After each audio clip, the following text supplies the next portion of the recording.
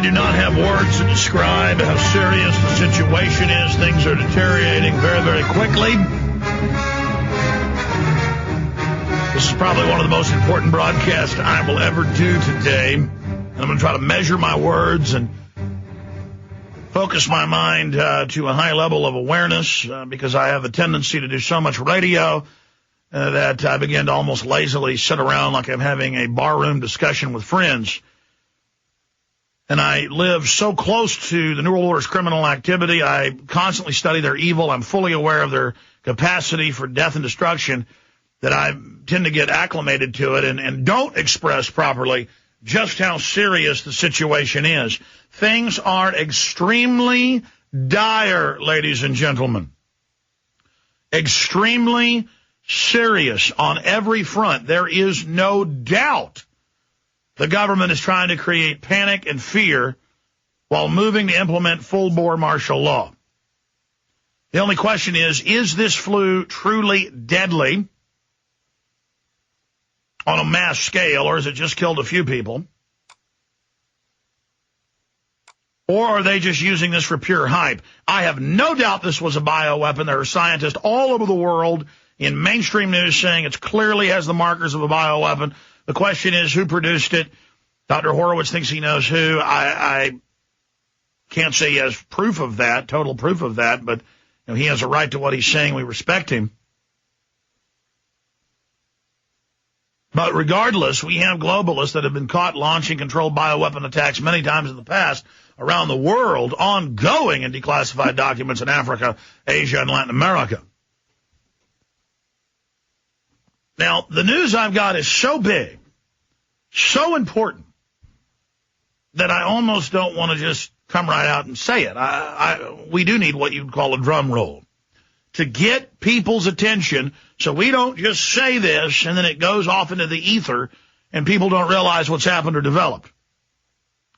When we come back in the next segment, I need the audio, and then later in the show when I repeat this and have the latest info in the hours to come, the video at prisonplanet.tv to go, and the pun is intended, absolutely supernova viral. This is the highest level alert for InfoWarriors. Our sites are being savagely hacked with sophisticated denial of service. We have that from our big IT facilities, my two IT guys here. There is no doubt we are getting threats, you name it, coming in here. It is off the charts, and they are very upset about the information we've been putting out in the last few days. Infowars.com, for all intents and purposes, is down. We have to jump it around on different systems and change ports and block and move IPs. We're being attacked, classic DOD attacks out of Japan, where they have the super high-speed connections and that basic CIA DOD command base they've got over there. And it is definitely governmental. When they're done blasting the ports, when we move them, they go ahead and blast the entire facilities, all the servers, all the other systems, in an attempt to get us kicked off or shut down. But we have layers and layers of backup servers in other facilities, but we're trying to deal with it at this facility right now so we don't have to migrate over and then continue to move. But we are under attack right now, ladies and gentlemen. The good news is we're backed up on multiple CDNs, multiple networks, and other systems with the audio, the video. We also piggyback on giant grids like YouTube and Google. That's why we're on those, is because, well, you can't stop the signal, as they say. And frankly, every weapon they form against us only blows up in their face because people then realize we're under governmental attack. No doubt we've seen the signature, the attack profile.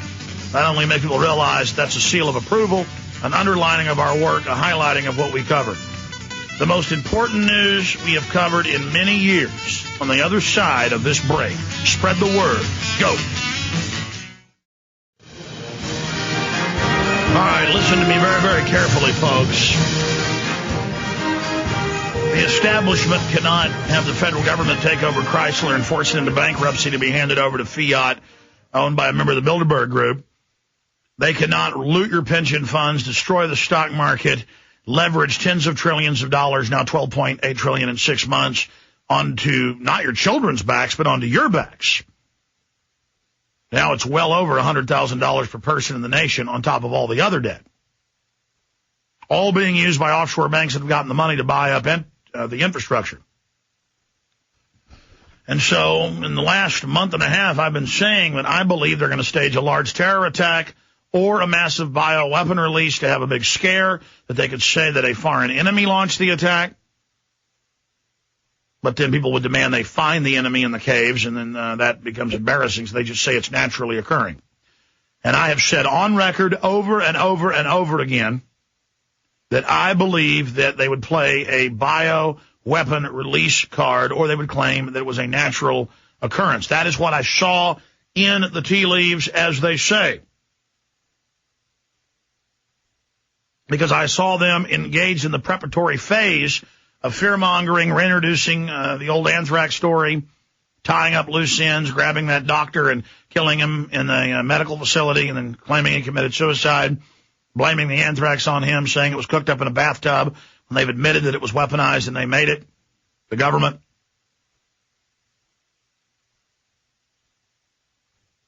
All of this is important. And they introduced to the public, oh, the flu's about to get you. Give up your rights when the flu comes. It could kill millions. It could kill billions. You need to take the vaccines. Get ready. All of these FEMA drills, getting ready for the flu. And then Janet Napolitano comes out Sunday and says, oh, well, this flu may run its course and not be too deadly, but another giant pandemic is coming soon. You see, they need to have a unifying effect. They need to make you rally around the government in fear. They need to make you forget about all the things politically they're doing, how they're expanding the wars and protecting President Bush when the memos come out that they ordered the torture. How do they burn their underlings that followed orders, but they don't get in trouble? All of that is now off the screen. The 6.1% drop in the last quarter in the economy, 6.1% plunge.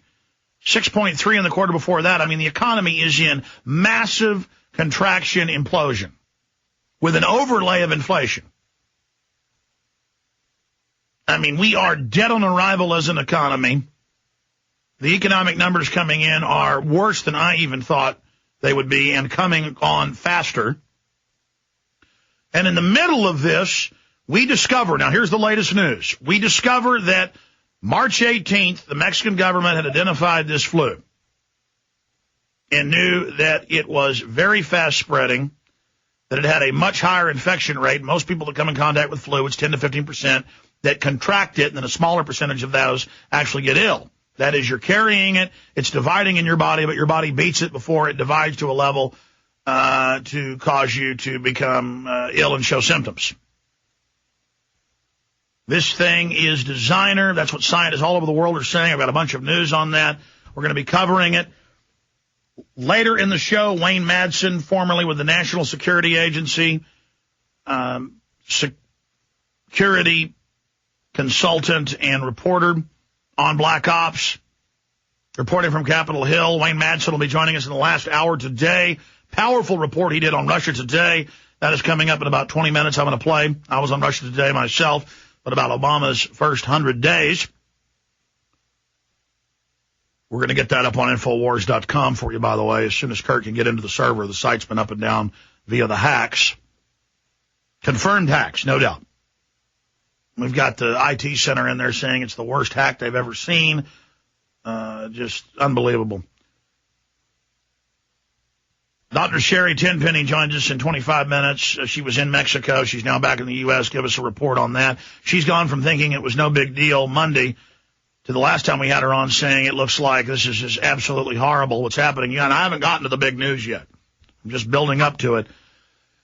And Lindsey Williams is going to join us on the economy and the bird flu coming up in 2 hours. I am going to be doing a simulcast on international press TV all over the Arab world and Africa.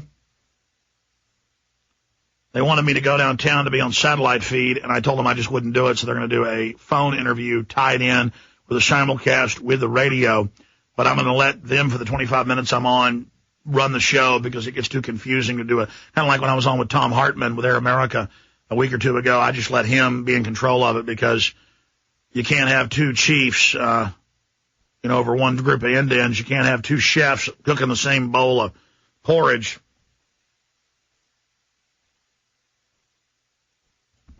So that's coming up at the start of the next hour.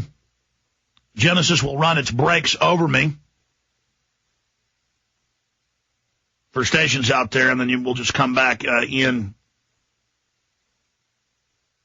stream, in segue. So that's what's coming up today. Wayne Madsen, Lindsey Williams, Dr. Sherry Tenpenny, and a simulcast with International Iranian Television. I was on, again, Russian yesterday. Now, Russian-English transmissions. Russian TV, Indonesian TV, Chinese TV, television everywhere. Scientists everywhere are reporting.